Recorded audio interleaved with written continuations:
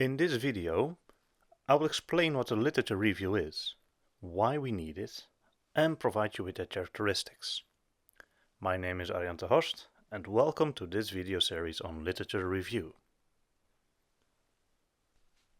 The literature review is an important element within the scientific community. It's a survey of scientific literature on a specific topic, and the author chooses this topic, collects relevant sources, scrutinizes them, and synthesizes.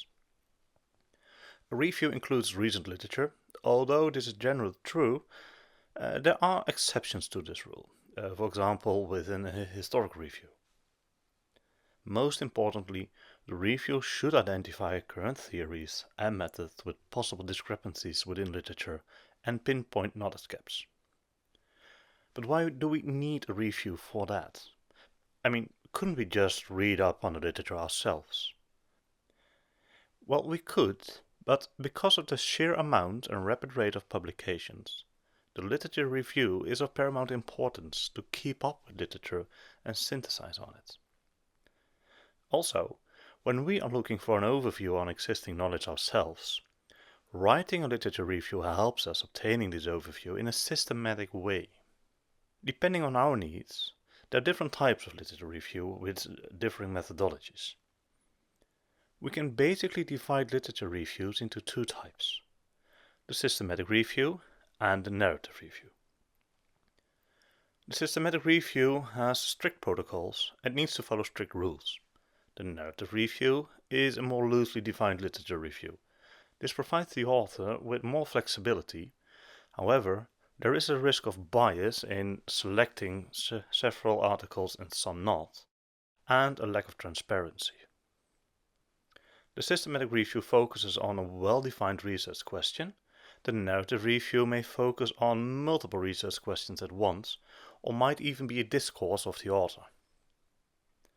You will find ample handbooks on how to write a systematic review because it has to follow these strict rules. One example of such a handbook is the Cochrane Handbook on Writing a Systematic Review from the Cochrane Library. It's a very comprehensive handbook, but it will tell you all about writing a systematic review. For narrative reviews, however, there are only few sources to use. The reason is most likely, I think, because a narrative review can be anything as long as it encompasses and reflects upon existing knowledge. So basically, when your literature review does not follow all the rules of a systematic review, it is a narrative review. Now let's look at these two types of literature review separately. We start with a narrative review. It aims at identifying and summarizing already existing knowledge. This might be knowledge from scientific articles, books, and other sources. It deepens knowledge of a body of literature, and the scope of this body is purely defined by the author. The narrative review typically aims at seeking knowledge gaps in existing literature. This is the same for a systematic review. However, a narrative review can also aim at just communicating a line of thought from an expert in the field. Well, as said, the systematic review aims at identifying knowledge gaps. Well, this is typically also true for the narrative review, as I told, but the systematic review takes a different path to get there. And this path is on a whole different level than for the narrative review. And this is reflected in the aim of the systematic review. So the systematic review aims at identifying, selecting, appraising, and synthesizing all high-quality research evidence that is relevant to the research question stated. In another video, I will explain the methodology to obtain this aim. In contrast to the narrative review, the systematic review is a construct with different types of systematic reviews. So for example, we have the standard systematic review, and it just combines knowledge from literature and synthesizes on that knowledge. This is the same as a narrative review, but then following these strict rules.